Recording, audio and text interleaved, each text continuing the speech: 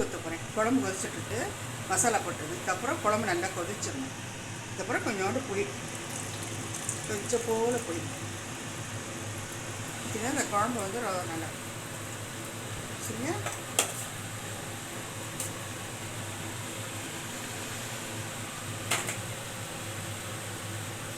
गिलास में पानी पकड़ दूँ।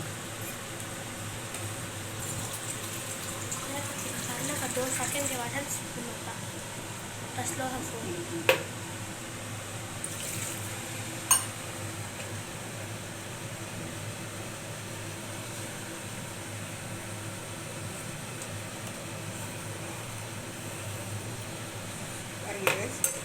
குழம்பு எப்படி இருக்குங்க? சூப்பராக இருக்கும்.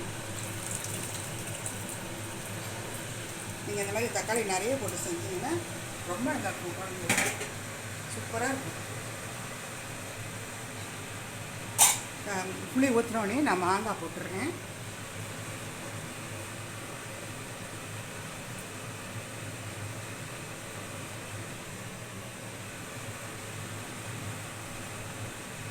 ஒரே ஒரு செகண்டு மீனை போடணும்.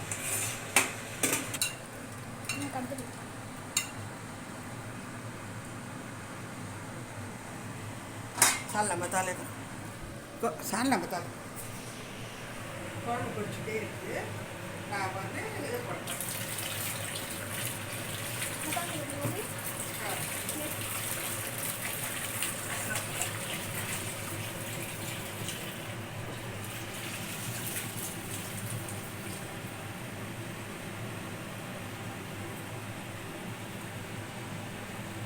அந்த புளி ஊற்றின உடனே நம்ம வந்து ஆன் பண்ணிக்கணும். அந்த புளியை ஊற்றின உடனே மீன் போட்டுருந்தோம். மீன் மாங்காய் அப்போ அந்த புளியோடு சேர்ந்து அந்த மீனோடு கொதிக்கும்போது அந்த புளி வந்து நல்லா ஏறும் இந்த மீனில். அப்போ நல்லாயிருக்கும். அப்போ டேஸ்ட்டாக இருக்கும். ரொம்ப டேஸ்ட்டாக இருக்கும் அந்த மீன் குழம்பு.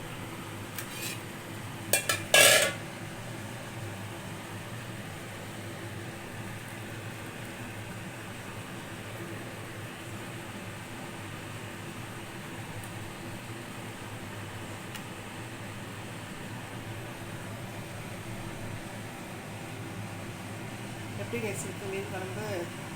திக்காகவும் இருக்கா, நல்லாவும் இருக்கும். ரொம்ப டேஸ்ட்டாக இருக்கும். கொதிக்கட்டும். நான் சிம்மில் வச்சுருக்கேன். Okay, thank you. இப்போ வந்து நான் மீன் பொரிக்க போகிறேன். கொஞ்சம் மீன் தான் வாங்கிக்க. நான் கொஞ்சம் மீன் எடுத்து வச்சுட்டேன். நாங்கள் ஒரு வேளை தான் இது சாப்பாடு, நைட்டுக்கு டிஃபன் தான் செய்வோம். ஓகேவா? அதனால் மீன் கொஞ்சமாக தான், ஒரு 5 பேருக்கு ஒரு 8 துண்டு 8 ஸ்லைஸு பொரிச்சிட்டு மீன் குழம்புக்கு மற்ற குழம்பு போட்டிருக்கேன். கொஞ்சம் எடுத்து வச்சுருக்கேன். அவ்வளோதான் கைஸ்.